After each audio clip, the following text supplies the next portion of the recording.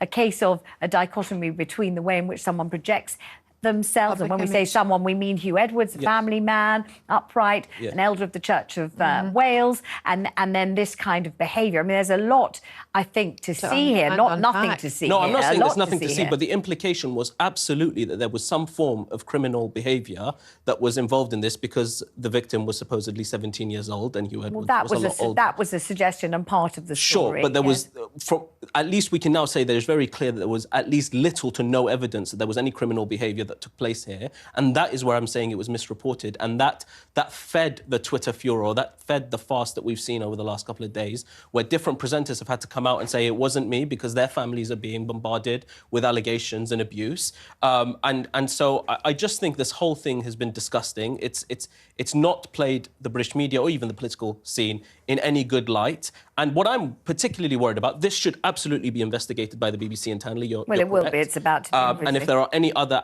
if there are any allegations or any impropriety that's taken place, that should absolutely be looked at. We've just heard that there's even further news that's literally just broken in the last 2 minutes about, other members of staff at the BBC talking about impropriety there. One of my big worries... And I have just said what a great pleasure I always found it to work with him, what a charming person he always was, because that is my experience of that. I never saw or heard anything else at all. Kevin O'Sullivan says, on the contrary, he did hear rumours. Now, he said, but they were only rumours. Do you think, both of you, that he should have been named from outset? Do you think that would have helped in any way? No, I don't think so. It a case of should this whole case be in the public domain? No. No, I would have hoped that the journalists covering it, broad number of journalists from broad number of organisations, would have been more responsible in their journalism. So therefore, I maybe think that it might have been an attack by the Sun against the BBC more than Hugh Edwards. I would absolutely say that if Hugh Edwards did not work for the BBC,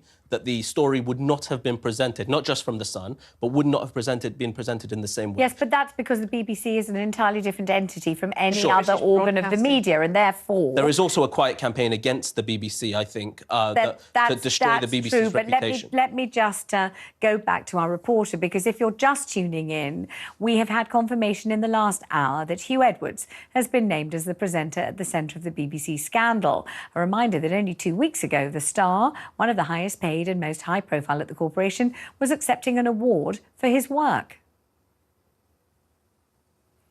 Let's go now to our correspondent, Oliver Whitfield-Mirchich. He's been outside New Broadcasting House all day for the latest on these fresh allegations. And Oliver, the story continues to gather apace, doesn't it? Yes, it does. Now that news has been confirmed, that name has been confirmed as Hugh Edwards, as revealed by his wife Vicky Flint, who also says that the BBC star is in hospital suffering from a serious mental health issue. The reaction here at the BBC from both staff members and from the general public who've been walking by is one of shock. And now we're also hearing that the BBC will have to investigate allegations that the BBC star Hugh Edwards had potentially acted inappropriately against other staff.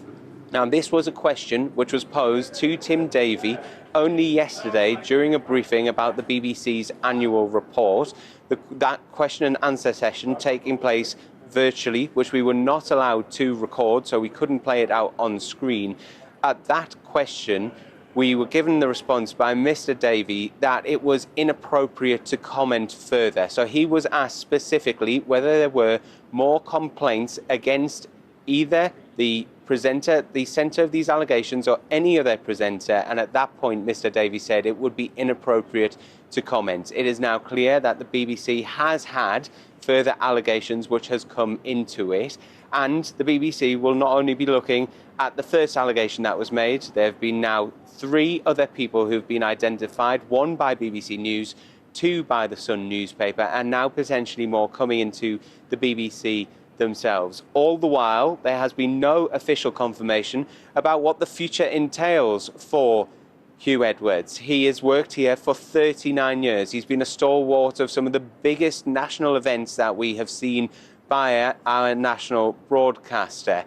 We do not know whether he will resign or whether he will continue in his work. The BBC will continue its investigation after the police said that they will not be carrying out any further inquiries. We will continue our coverage live here from outside New Broadcasting House throughout the evening. Thank you very much to all of them. I mean, quite frankly, the whole thing's absolutely flabbergasting. You know, I was painting a picture of the person that I thought I knew. I didn't know, and I was at the BBC for just shy of 30 years myself. I'd never heard any rumours that he was anything but an affable, congenial and nice person. So that's come as a real shock to me, although Kevin O'Sullivan, our colleague, said he'd heard rumours himself and it didn't come as a shock to him. I mean, Ali, I don't know whether you continue to be disgusted or whether you think that now his colleagues have come forward from inside the BBC to say that they have complaints to make about his conduct. You feel that this story just gains ballast and grows in magnitude? Well, look, I think it needs to be... I think it needs to be reported responsibly, and we need to think of the victims here. That's what worries me the most. That we've had loads of allegations both in Parliament and in the media of impropriety by the rich and powerful. I think we all need to bear in mind that victims are watching this, and we don't want victims to be scared to come forward in the future. His wife and children are victims, the family of the other presenters, the presenters themselves.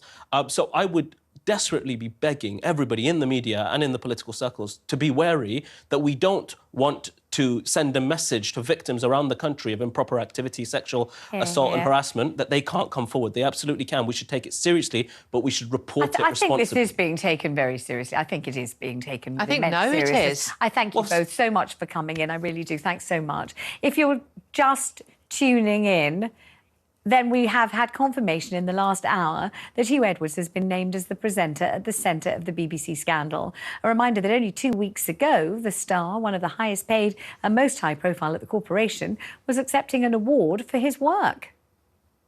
Thank you very much, dear friends. Thank you to Trick and thank you to the people who voted. Fergal and Catherine and Claire and me, on behalf of a huge team of people back at the BBC, thank you all very much. Diolch yn fawr. Thank you. Winning this award for live event, what does it mean to you? So this is to do with people who watch, OK? So for me, this is very, very special. And the funeral, it was something that really connected with people. There were hundreds of people behind the scenes. So this is for them. I mean, it really is. Edwards just 2 weeks ago accepting an award for his excellent work. And let's go back to Oliver at the BBC.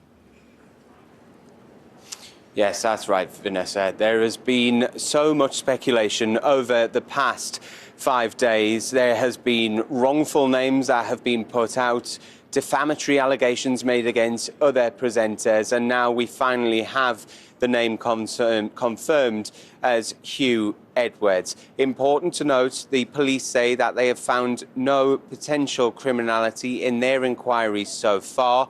An investigation by the BBC will continue. We've had the news now confirmed that so far Mr. Edwards has not resigned, but the BBC investigation will look into whether their complaints procedures are correct, whether they are fit and proper. In the last few minutes as well, it has been confirmed that there are further allegations that have been made by BBC staff members against Mr. Edwards. All the while, the corporation will be balancing its duty to make sure that Mr. Edwards remains in a fit and stable condition whilst trying to carry out this independent investigation into one of its highest paid stars, a star who has delivered some of the biggest news stories right across the UK over the past some 39 years. Absolutely staggering story, this one. It really, really is. Just final words from my panel. Ali and Claire, we haven't really got much time or two, but so many people to think about and so many people to be concerned about through all of this. Safeguarding, safeguarding, safeguarding. BBC really needs to get its ship in order, and hopefully there will be a way out. There will be a big full stop in this, and the families involved can get on with their lives. Thank you very much. And Ali, you know, something that needs serious investigation and urgently. Thank you both very much indeed. We've now come to the end of our show, but with Hugh Edwards named as the BBC star at the centre of the scandal.